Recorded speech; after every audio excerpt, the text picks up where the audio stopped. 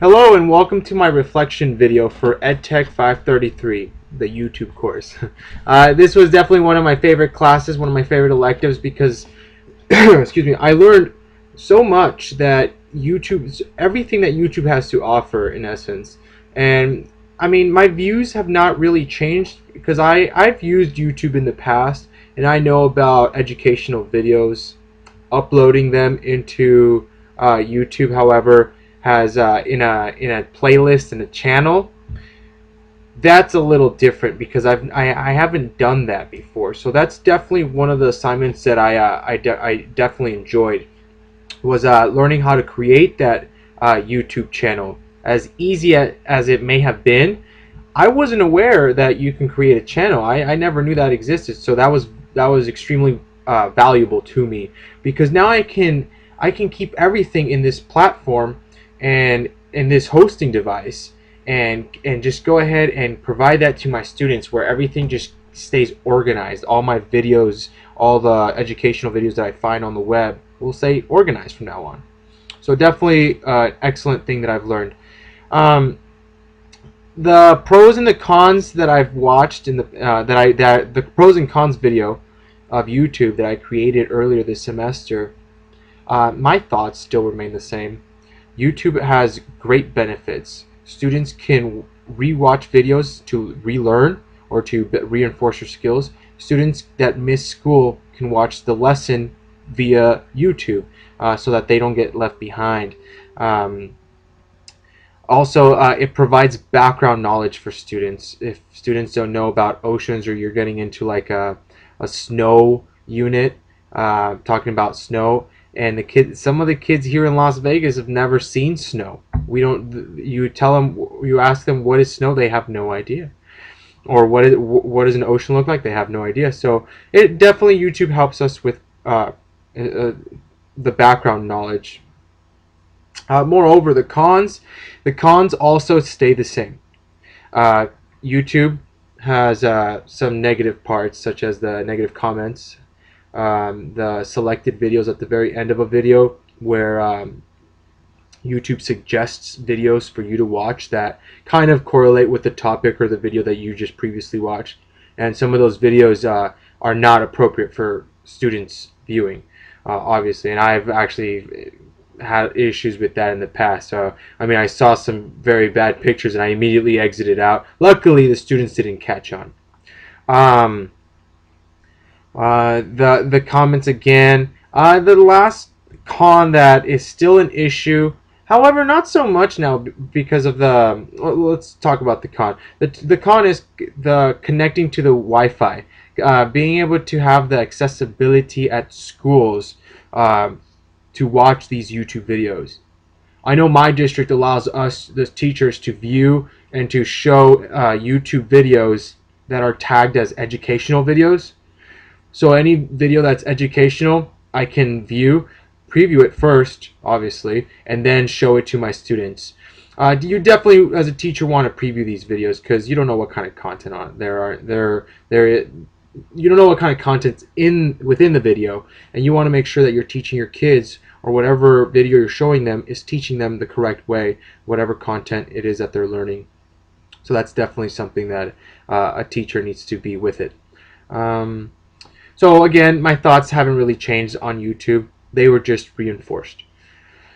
Moving forward, how has my teaching or my thoughts about teaching have impacted me? Well, and that kind of ties in with number 4.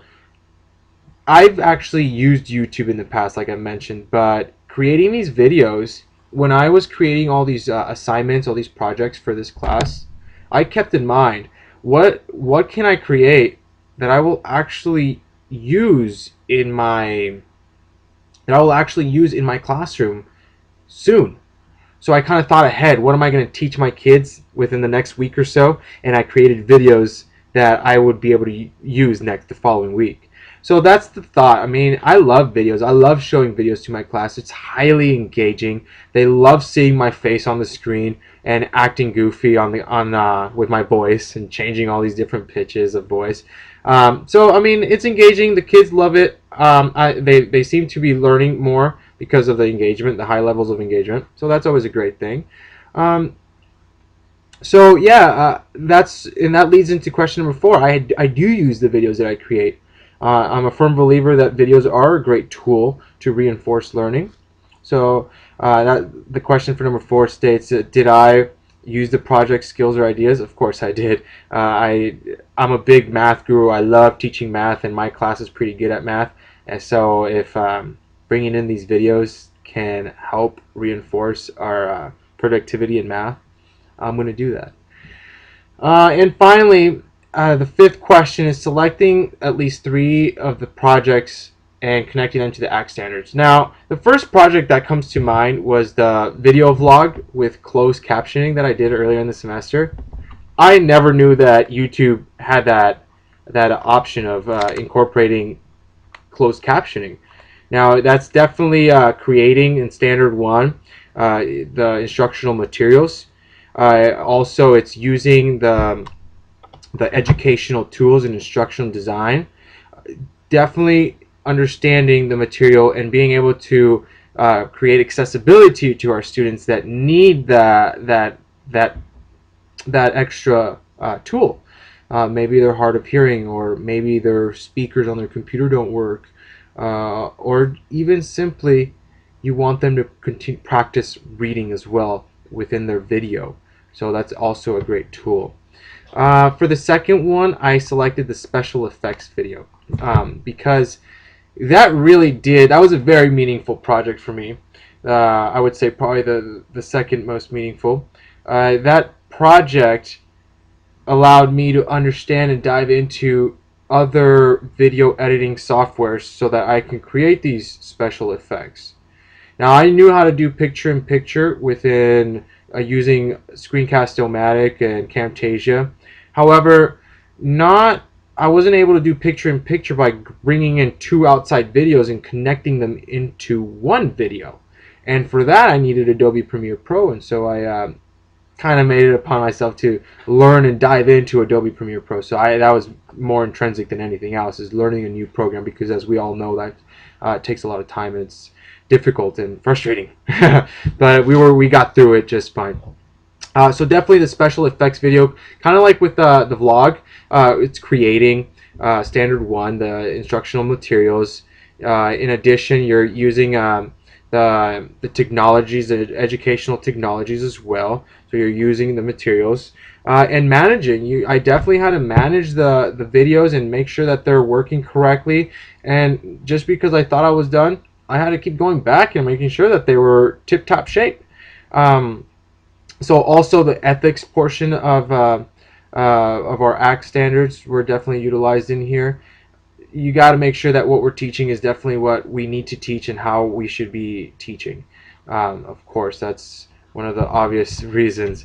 And finally, the third project that I found very meaningful for me is the interactive video. Now, this interactive video that I selected to do, I wanted something in math, and to reinforce the lessons.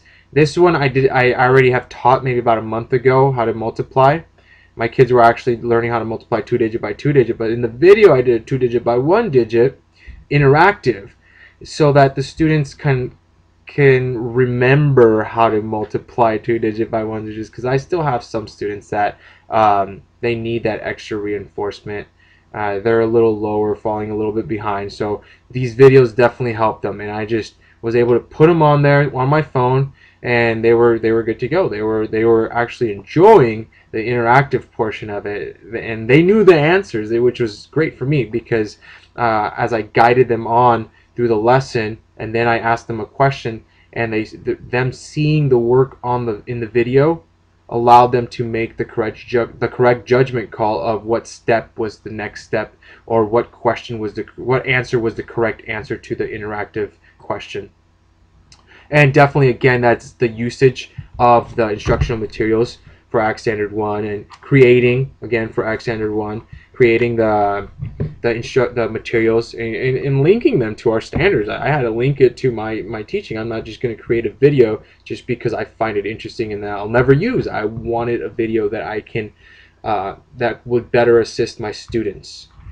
And Also the ethics portion, because again you have to link to standards and make sure that what you're teaching is correct and is allowed to be published in the school setting. Definitely the usage portion of Act Standard 2 and then content and pedagogy, because I have to understand how I'm going to deliver this content to my students so that it's a well scaffolded lesson. I don't just want to just blurb out stuff and expect my students to learn. That's not how it works. In addition, the ethics portion of Act Standard number 2, which is content and pedagogy, again, keeping the design in mind and selecting the tools that I was going to be using, just like I did with my second project, which was the special effects. You have to keep those tools in mind, and how are you going to bring in those tools to help your students, especially the diverse students, because not all students learn the same.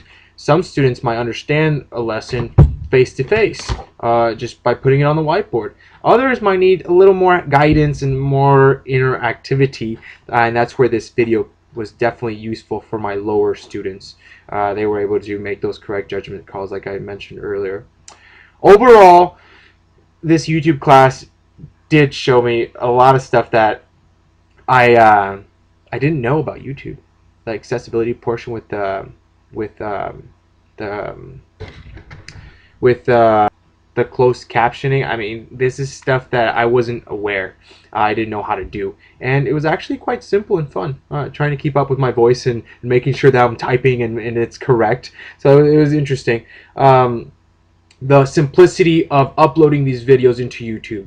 I've done it before, but it took me a while to learn. But now I'm like a pro. I know where to go. I know how to do it, and boom.